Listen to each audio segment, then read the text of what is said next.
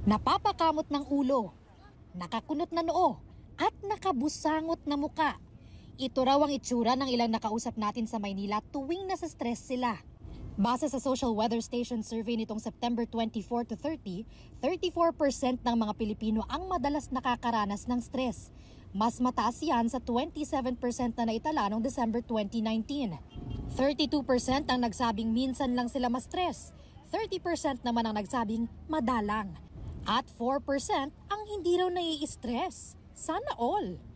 Kabilang sa mga dahilan ng stress ng ilang Pinoy, pera.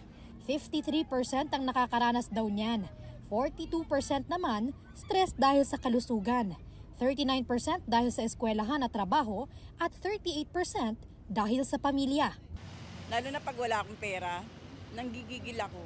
Alam mo yun? Kasi nga, daming problema. Problema sa bahay, problema sa paligid. Sa trabaho, ang hirap ng trabaho. Sa bayarin naman, dami. Tubig, ilaw, bahay.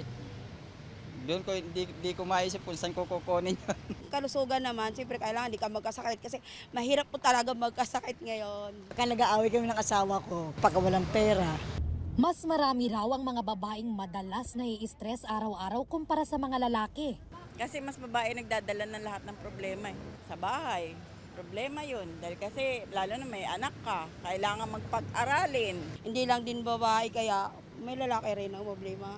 Ang SWS survey ay may 1,500 respondents at may plus-minus 3 margin of error sa national percentage. Sa gitna ng patong-patong na problemang hinaharap natin araw-araw, ano kaya ang tips ng ilan nating kapuso para makaiwas stress? Para hindi kasi magpaganda ka lali kasi pag hindi ka magpaganda, talo tayong tumatanda sa problema. Huwag mangutang para hindi kayo ma-stress. Kailangan nakangiti ka kaysa nakasibagot ka.